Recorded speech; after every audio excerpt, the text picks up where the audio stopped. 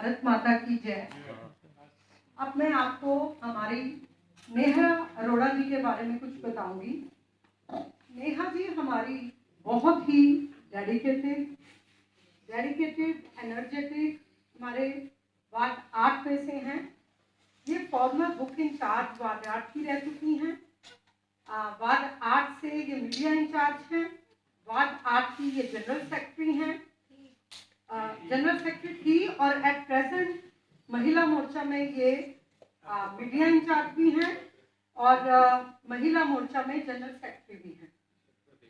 भारतीय विकास परिषद में एक्स महिला प्रमुख भी रह चुकी हैं और ये राइटर भी हैं और मिसेस नॉर्थ इंडिया में ये क्वीन 2018 भी रह चुकी हैं।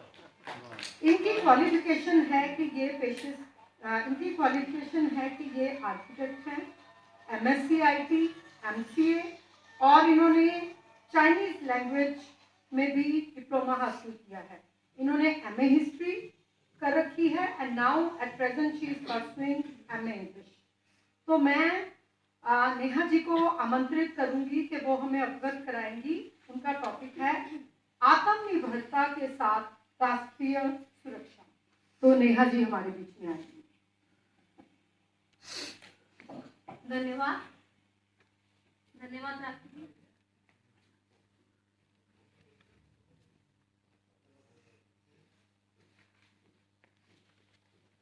सबसे पहले तो अनुरोध, आपको कॉपियां मिली हैं, आप खोल लीजिए क्योंकि बहुत ही महत्वपूर्ण जानकारियां लूंगी, ऐसा मुझे लगता है।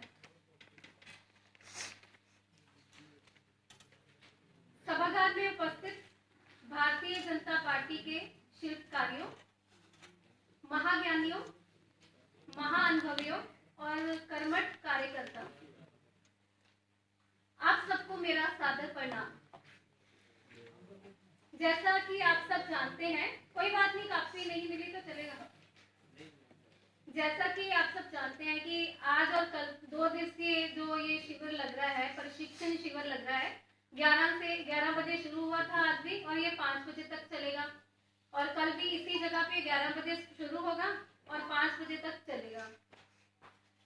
अब इस प्रशिक्षण शिविर में सुबह से लेकर अब तक कई वक्ता आए।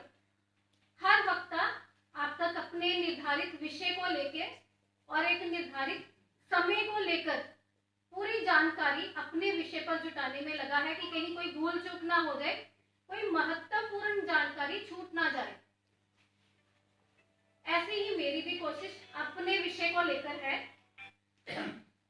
जो विषय देश के आत्मसम्मान के साथ जुड़ा है।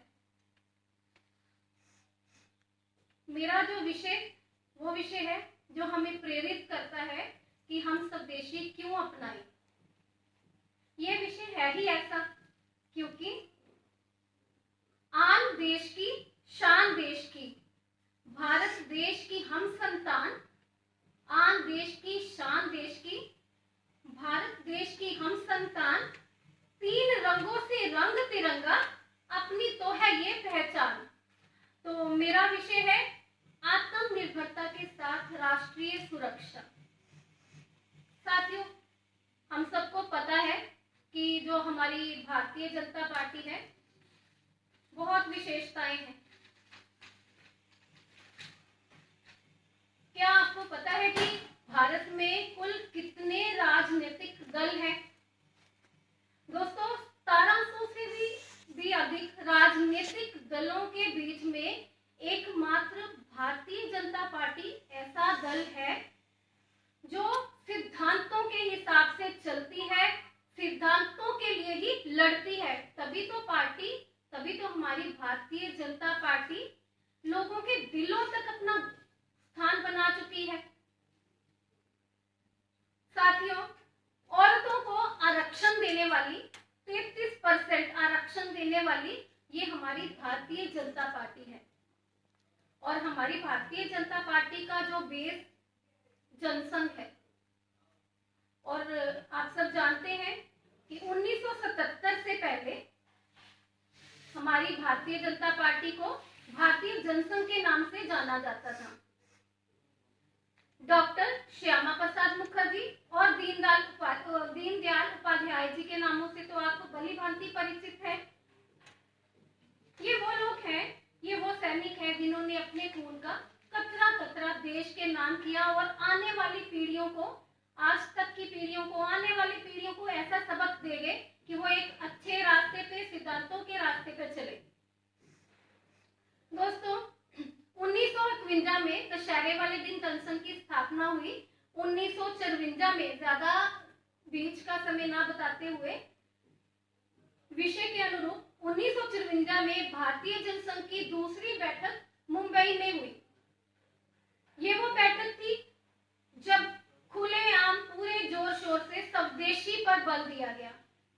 हुआ क्या था, उस समय सोवियत मॉडल की नकल पर एक 5 वर्षीय योजना लाई जा रही थी, जिसका खुले तौर पर इस संघ की मीटिंग में विरोध किया गया। आज मुझे ये बताते बहुत ही गर्व महसूस होता है कि हमारे देश की बहुत सारी वस्तुएं ऐसी हैं जिनका निर्यात मोदी जी के कार्यकाल में, उसके निर्यात की परसेंटेज बढ़ी है। ये वस्तुएं हैं तेल, निर्यात मीन्स हमारे भारत से विदेश में जो वस्तुएं भेजी जाती हैं उनकी परसेंटेज बढ़ना हमारे देश के लिए अभिमान की बात है।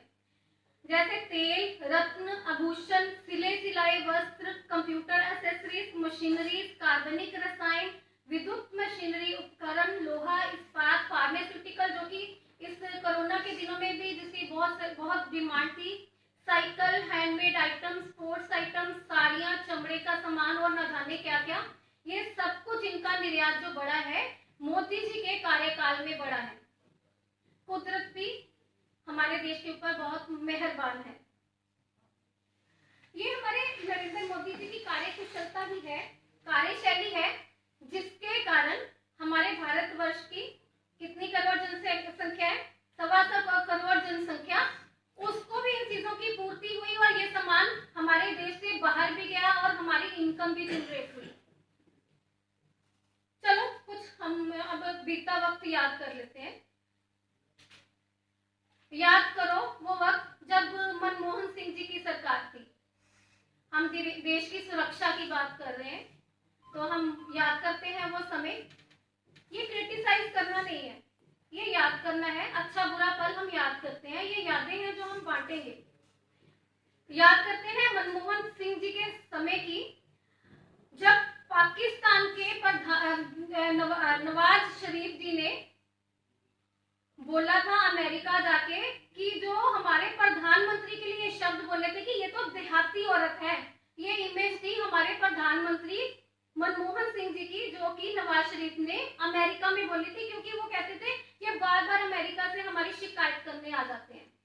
और आज वो समय है, पहले हमारे प्रधानमंत्री जी की ये रैपो होती थी मनमोहन सिंह जी की, आज वो समय है कि नरेंद्र मोदी जी के नाम से भी कांपते हैं देश। आज वो समय है कि जब पाकिस्तान की सदन में सांसद खुद जाके कहते हैं कि हमारे तो पैर कांप रहे हैं, नरेंद्र मोदी जी रात को 9 बजे हमला कर देंगे, आप अभिनंदन को छोड़ दीजिए। आज वो समय है। और वो समय क्या था, मनमोहन सिंह जी के टाइम भी हमारे प्रधानमंत्री जी की एक रेपो थी, आज के समय पे भी वो रेपो देखिए। याद करते हैं वो समय जब मनमोहन सरकार का वक्त था, तो कोई हमला होता था या हमला करता था तो पाकिस्तान को एक आतंकवाद पीड़ित देश कहा जाता था। आतंकवाद हमारा देश पाकिस्तान को कह रहा है, जो कि हम पे हमला करता है, कि वो एक आतंकवाद पीड़ित देश है। और उनको उनके खिलाफ जब कार्रवाई करनी चाहिए थी तो उस वक्त वो क्या करते थे, प्रेम मिलाप करते थे कि हम शांति वार्ता कर रहे हैं। और आज क्या होता है, खून का बदला खून, हमले का बदला हमला। आज क्या होते हैं, सर्जिकल स्ट्राइक्स होती है। ये आज का वक्त है कि जब हमारा देश एक सुरक्षित हाथों में है। दोस्तों दूर क्या जाना, अभी ये कोरोना स्टार्ट हुआ था, रोजगार के अवसर भी हुए। मोदी जी ने क्या किया, इस कोरोना काल को भी एक अवसर के रूप में बदल दिया। ये अवसर ऐसा अवसर था जिसमें कहीं कई लोगों को रोजगार मिले।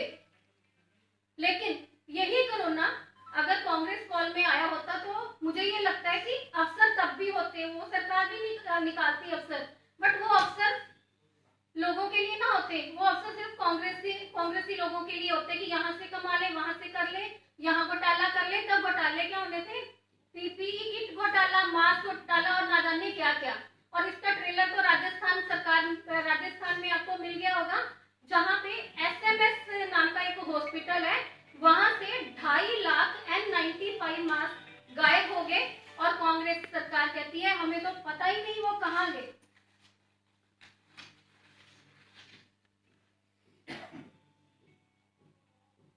वो वक्त भी याद करते हैं जब अखबारों के फ्रंट पेज पर क्या छपता था?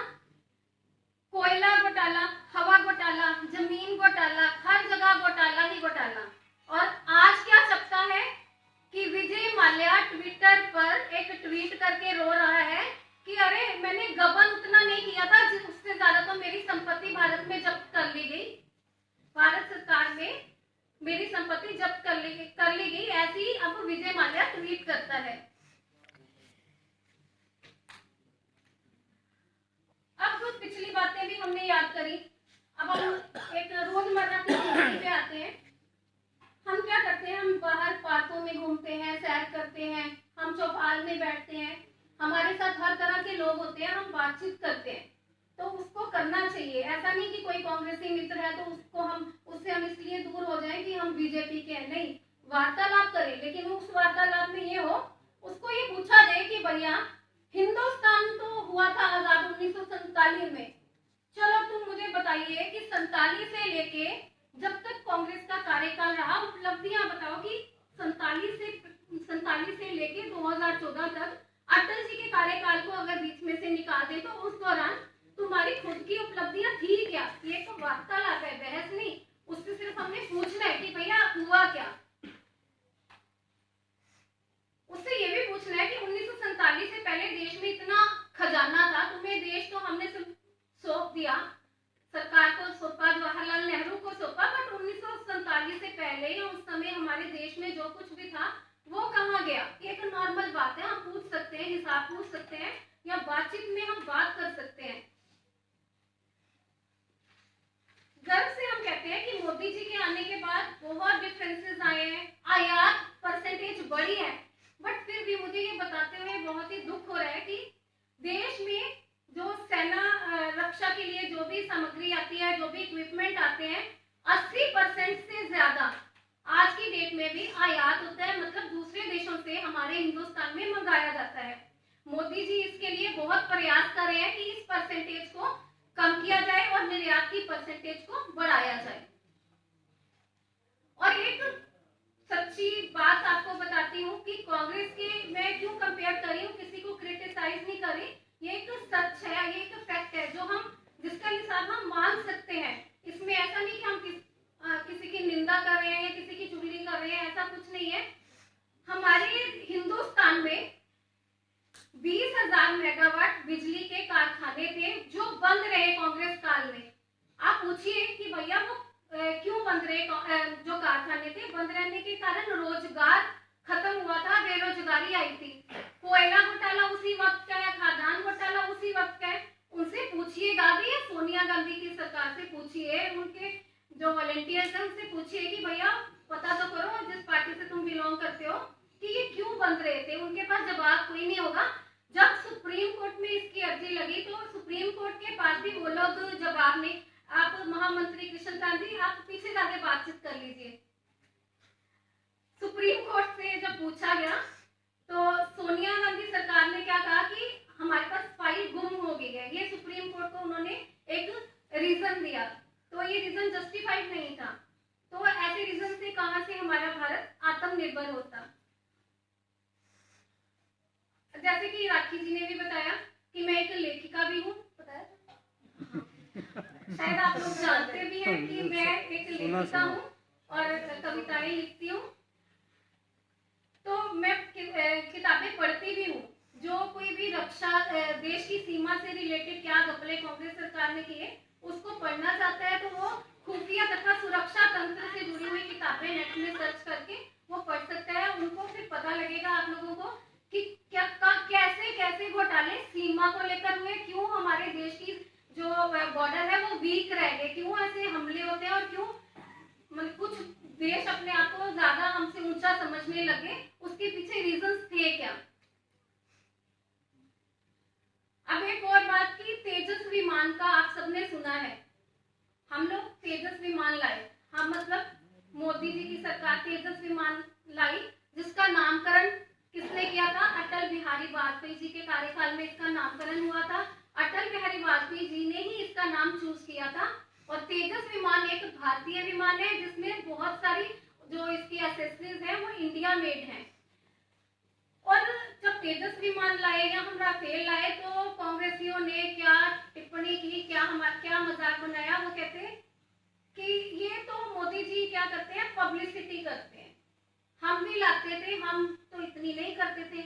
ओ भैया, हम तेजस विमान लाते हैं, हम करते हैं पब्लिसिटी, हम मुकरते नहीं, शान से कहो। हम राफेल लाते हैं, हम मुकरते नहीं, हम पब्लिसिटी करते हैं और करेंगे। हम सुकन्या समृद्धि योजना लाते हैं, हम पब्लिसिटी करते हैं। हम उज्ज्वला योजना लाते हैं, हम पब्लिसिटी करते हैं। हम आधार कार्ड को लिंक करते हैं, हम पब्लिसिटी करते हैं।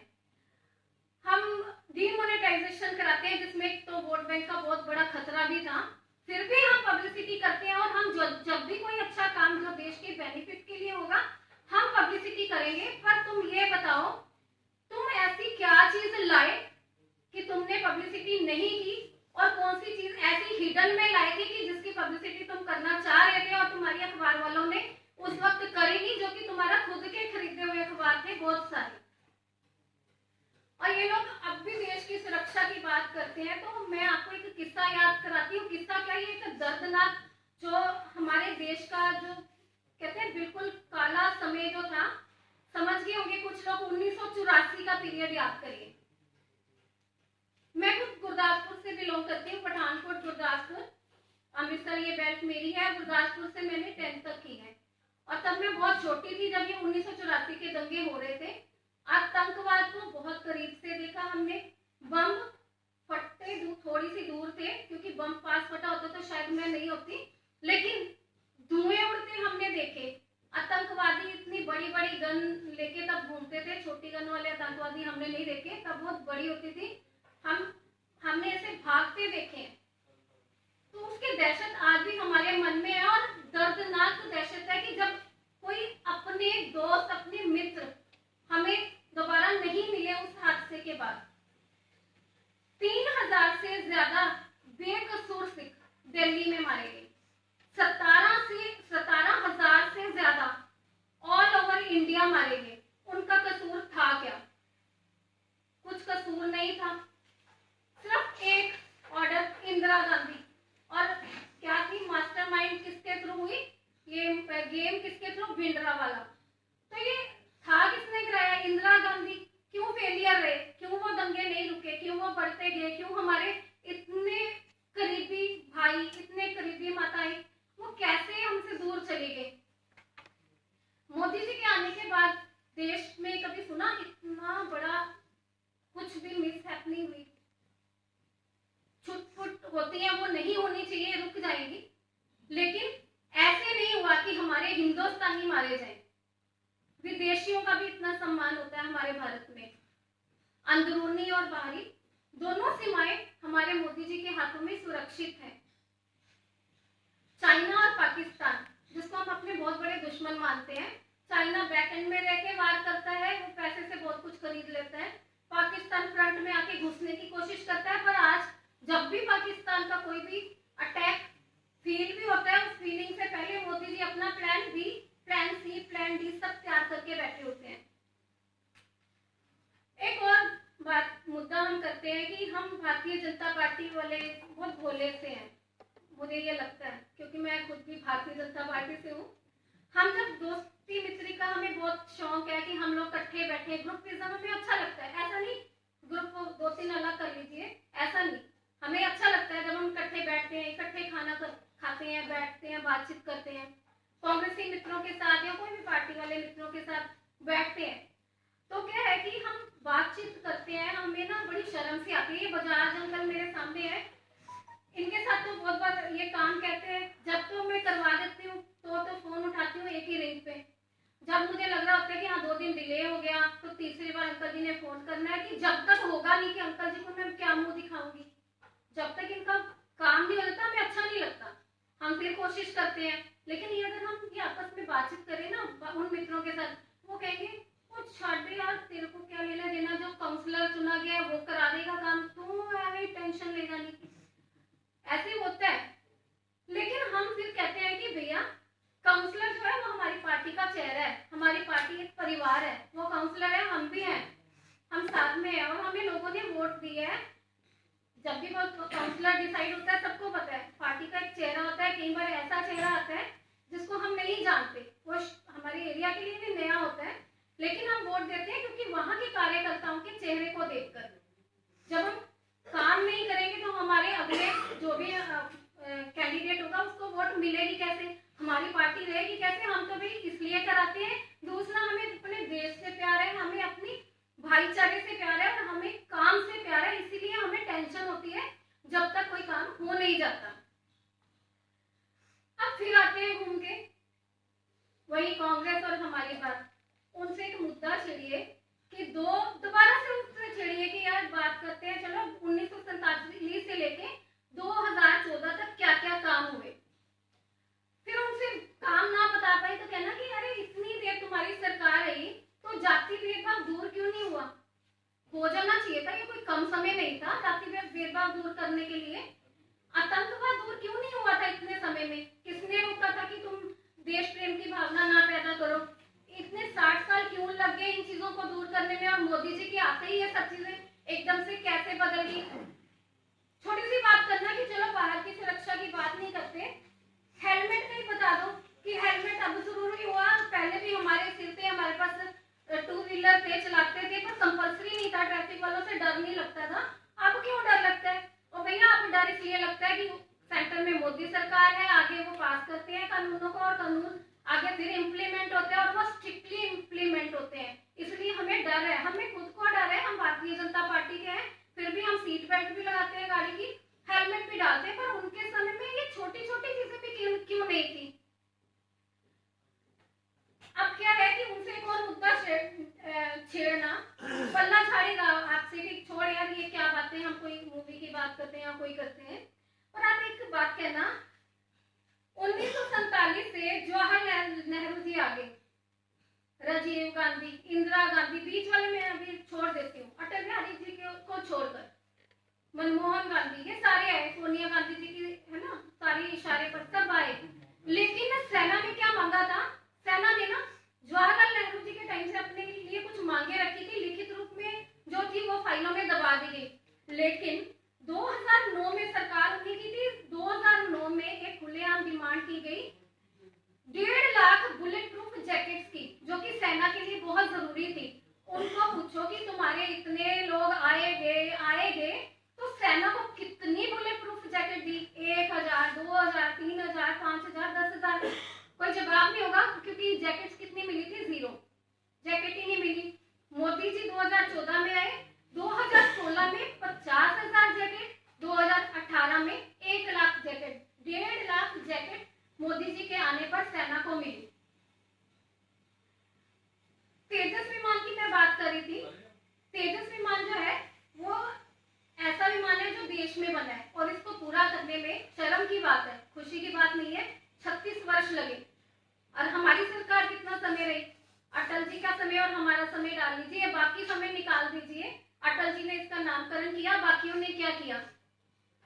तेजस विमान की, क्योंकि मेरा जो विषय है रक्षा को लेके है और मेरा फर्ज बनता है कि मैं आपको तेजस विमान की थोड़ी सी जानकारी दूं ताकि आपको प्राउड फील हो कि ये कैसा विमान है। ये विमान जो है ये पाकिस्तान में एक JF-17 विमान है, उससे कई गुना शक्तिशाली है। दूसरा, इस विमान में फ्लाई बाय सिस्टम लगा है, फ्लाई बाय वायर सिस्टम लगा है जो कि विमान को नियंत्रित करता है और ये उपकरण जो है ये पूरी तरह से भारत में बना है। इसमें एक मिशन कंप्यूटर नाम का यंत्र लगा है, वो भी भारत में बना है। इसमें हार्डवेयर और सॉफ्टवेयर भी भारत में बने हैं। इसके कारण आप इसकी शेप और साइज जब कभी जरूरत पड़ेगी तो इंडिया अब इसमें सेल्फ डिपेंडेंट है, आत्मनिर्भर है। इस विमान में कार्बन फाइबर लगा है जो कि धातु की तुलना में भी हल्का है, वो भी भारत में बना है। विमान में लगे हुए सामान्य जो सिस्टम है, जैसे कि ईंधन प्रबंध, ईंधन की बात नहीं कर रही, उसके अलावा ईंधन के प्रबंधन को लेके जो जो चीजें चाहिए उससे लेके स्टीयरिंग तक, ये सब भारत में बनी हुई है। ये हमारे लिए बड़े गर्व की बात है। सेंसर, तरंग और रडार, ये भी हमारी भारत की बनी हुई है, जो कि तेजस लड़ाकू विमान में लगी है। इसमें बाहर से क्या मंगाया है? इस विमान में बाहर से इसका इंजन मंगाया गया है और इंजेक्शन सीट मंगाई गई है। इंजन इसका अमेरिका से आया है और इंजेक्शन सीट इसकी ब्रिटिश से आई है।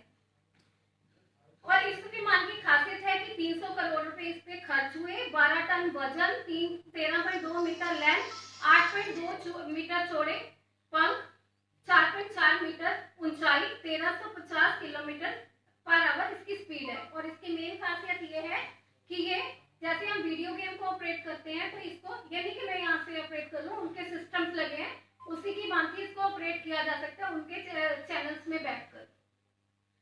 राफेल की बात करते हैं, क्योंकि ये दो विमानों के बारे में आपको जानकारी होना, रक्षा की, अगर आप कोई हमारी सीमा सुरक्षा की बात करते हो तो आपके लिए बेहद जरूरी है।